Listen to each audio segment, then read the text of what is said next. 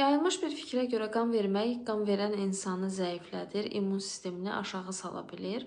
Məhz bu fikrə görə bir çox insan qan verməkdən də çəkinir. Görəsən həqiqətən də qan vermək insanı zəiflədirmi? Ümumiyyətlə bu faydalıdırmı, yoxsa yox? Və ya ki, bəzi hallarda hətta yarım litrə qədər qan vermə prosesləri olur. Yəni, bir şəxs öz qanının yarım litrinə qədərini bir başqasına verə bilir. Və bu qan hər nə qədər hüceyrə və digər maddələrin qarışığından ibarət olsa da, ən nəhayətində mayedir.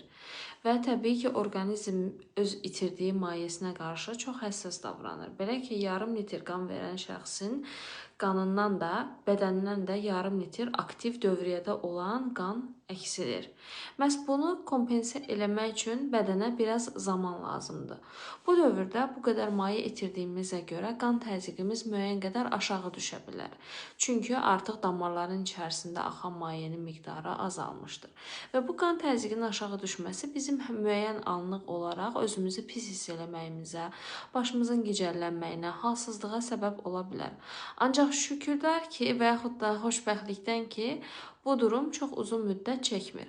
Və ona görə də qan verən şəxs qan verdikdən sonra biraz istirahət etməsində, biraz uzanmasında məsləhət var və təbii ki, ən önəmlisi və ən əsası çoxlu, yetəri qədər maye qəbul etmək ki, məhz bu damarlarda itirilmiş qan həcmi ən azından maye ilə müəyyən qədər bərpa olsun. Təbii ki, qan verəndən sonra uzun müddət yatmaqdan söhbət getmir burada. Müəyyən qədər, yarım saat, 1 saat özünə gələnə qədər.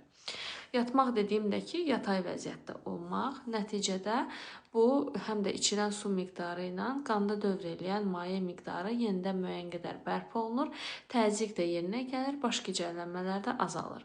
Uzun müddətli baxdığımızda isə qan verdikdən sonra bir neçə gün ərzində artıq sistem özünü bərpa etməyə başlayır. Belə ki, bu prosesdən keçən bir ilk günlərdə həm qanın belə deyək, maye həcmi bərpa olur.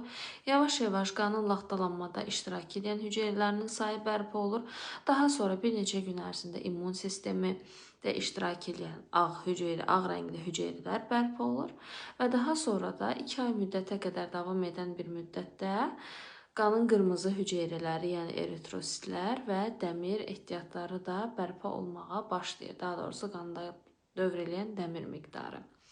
Amma bu dövrdə də bədən təbii ki, 2 aya qədər əziyyət çəkmir, öz resursları, öz imkanları hesabına həmin bu dönəmi də asan şəkildə yola verir və bu dönəmə adaptasiya olur. Ona görə də qan verməkdən buna görə narahat olmağa dəyməz.